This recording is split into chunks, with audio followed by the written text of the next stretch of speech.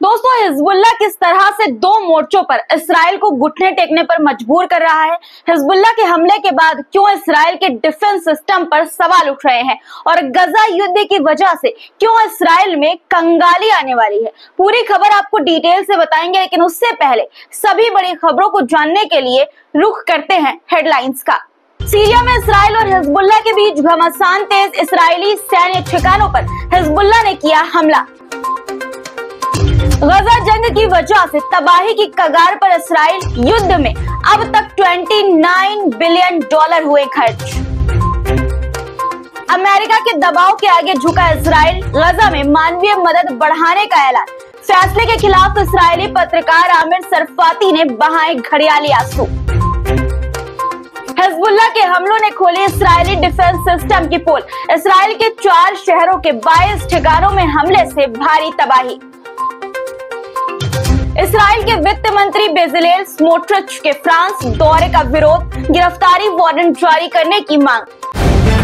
The live TV, सच सबसे आगे।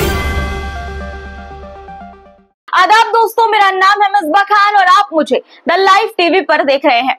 तमाम खबरें आपको विस्तार से बताऊंगी, लेकिन उससे पहले एक जरूरी बात दोस्तों, आप लोगों से एक छोटी सी गुजारिश है। वीडियो के कमेंट बॉक्स में अपना नाम, अपने देश के साथ या जिस शहर या गांव से आप हमारा ये वीडियो देख रहे हैं उसका जिक्र जरूर कीजिएगा। आपकी दी गई जानकारी से हमें आपके लिए और बेहतरीन कंटेंट बनाने में मदद मिलेगी। आपके सारे कमेंट मैं खुद पढ़ती हूँ दोस्तों, और आपके दिए गए सुझाव, प्यार, दुलार मेरे लिए बेशकीमती हैं और इससे हौसला बढ़ता है। एक और जरूरी बात आपसे कहना चाहती हूँ, 75 लाख से ज्यादा हमारे चैनल के सब्सक्राइबर हैं जिन्हें हम अपना परिवार, अपना दोस्त मानते हैं। इसलिए आप लोगों से गुजारिश है कि कम से कम 10,000 लाइक हर वीडियो पर तो बनता ही है। इसकी उम्मीद तो मैं आपसे कर ही सकती हूँ, अपने परिवार, अपने भाइयों से कर ही सकती हूँ। तो वीडियो को लाइक और कमेंट करना मत भूलिएगा। अब बढ़ते हैं खबरों की ओर। दोस्तों, जब से नईम कासिम ने हिजबुल्लाह की कमान संभाली है तब से इस्राइल पर हमले तेज हो गए हैं। सीरिया में भी हिजबुल्लाह और इस्राइल के बीच जंग जारी है, जंग चल रही है। सीरिया के गोलान इलाके में इस्राएली सैन्य ठिकानों पर हिजबुल्लाह ने बड़ा हमला किया। हमले का वीडियो भी सामने आया है। हिजबुल्लाह ने इस्राएली सैन्य ठिकानों पर मिसाइल से ताबड़तोड़ हमले किए। वीडियो में आप देख सकते हैं कि हिजबुल्लाह ने किस तरह से इस्राइल पर एक के बाद एक घातक मिसाइल से अटैक किए। बताया जा रहा है कि हिजबुल्लाह ने मलक 1 मिसाइल से इस्राएली सैन्य ठिकानों पर हमला किया है और इस हमले में इस्राइल को काफी नुकसान भी पहुंचा है। वहीं इस्राइल ने भी सीरिया का एक वीडियो जारी किया है जिसमें एक ट्रक को टारगेट करते हुए दिखाया गया है। ये वीडियो सीरिया के होम्स ग्रामीण इलाके का बताया जा रहा है। हमले के बाद आप वीडियो में देख सकते हैं कि आसमान पर धुएं का गुबार छा गया। इस्राइल की तरफ से दावा किया गया है कि इस ट्रक में हिजबुल्लाह के हथियारों का जखीरा था। हालांकि ईरान ने इस दावे को खारिज किया है। ईरान का कहना है कि इस ट्रक में मानवीय सहायता के लिए सामान था जिसे इस्राइल ने टारगेट किया है। ये पहली दफा नहीं है दोस्तों कि जब इस्राइल ने मानवीय सहायता पर चोट की हो। गजा से इस तरह की सैकड़ों तस्वीरें सामने आ चुकी हैं जब इस्राइल ने हमास का बहाना बनाकर स्कूल, अस्पताल, क्लिनिक, राहत कैंप को टारगेट किया और हजारों बेगुनाह लोगों की जान ले ली। दरअसल हिजबुल्लाह और यमन के हमले से इस्राइल बौखला गया है, इसलिए नेतन्याहू नरसंहार करने से भी पीछे नहीं हट रहे हैं। हमने आपको खबर दिखाई थी दोस्तों कि किस तरह से इस्राइल सैनिकों की कमी से जूझ रहा है।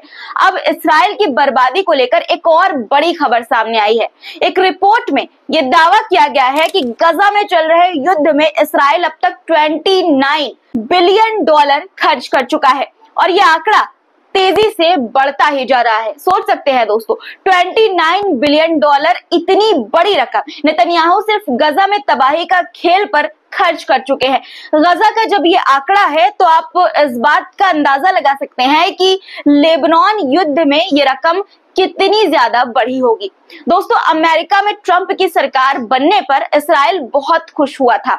यहाँ तक कि उसके सैनिकों ने तो खुशी का इजहार करते हुए गजा में जश्न मनाने के लिए ताबड़तोड़ फायरिंग भी की थी कई बिल्डिंग्स पर। लेकिन नेतन्याहू की खुशी अब धीरे धीरे खत्म होती नजर आ रही है क्योंकि अमेरिका ने इस्राइल पर अपना शिकंजा कसना शुरू कर दिया है।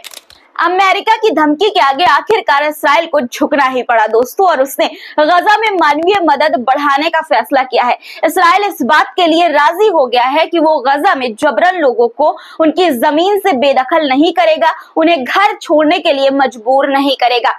इस्राइल की सुरक्षा और राजनीतिक बैठक में तमाम फैसलों को मंजूरी दी गई है। बता दें आपको कि अमेरिका ने इस्राइल को यह चेतावनी दी थी कि अगर उसने गजा में मानवीय मदद को रोका तो इस्राइल को वो अपने हथियार देना बंद कर देगा, यानी कि अमेरिका इस्राइल को हथियार देना बंद कर देगा।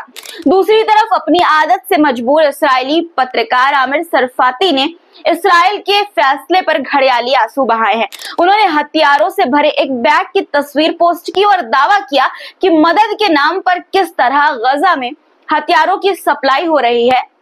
इस्राएली पत्रकार आमिर सरफाती ने इसकी तस्वीर तो जारी कर दी, लेकिन गजा में लाखों लोग जो भूख और प्यास से बिलख रहे हैं, बिना इलाज के मौत से जंग लड़ रहे हैं, लाखों लोग जो युद्ध की वजह से विस्थापित हुए हैं और हमले से बचने के लिए लगातार अपना ठिकाना बदल रहे हैं, युद्ध की वजह से जो सैकड़ों बच्चे अनाथ हो गए हैं, उनकी तस्वीर क्यों नहीं जारी की?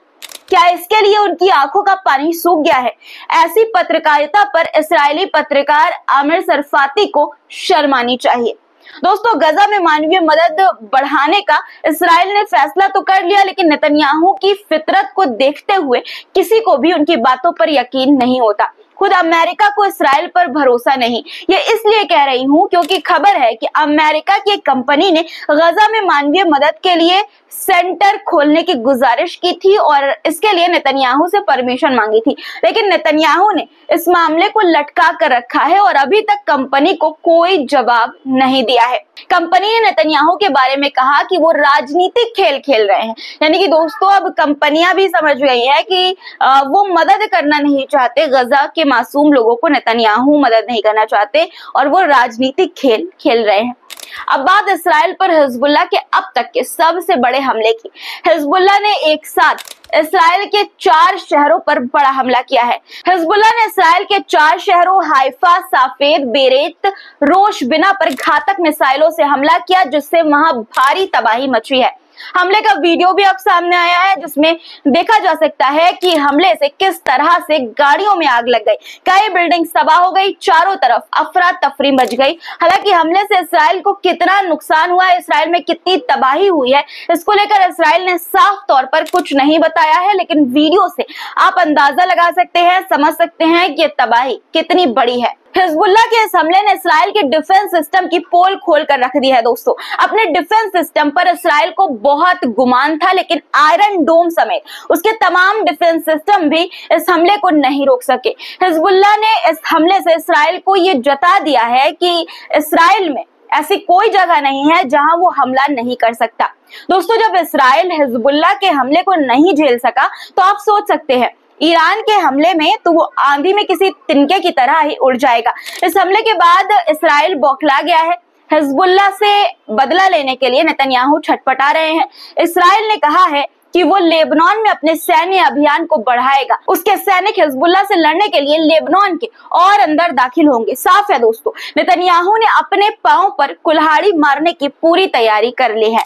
हमने अपने कई वीडियो में आपको दिखाया है कि किस तरह से नेतन्याहू और इस्राइल के खिलाफ दुनिया भर में गुस्सा बढ़ता जा रहा है। अब फ्रांस में भी इसका असर देखा जा सकता है।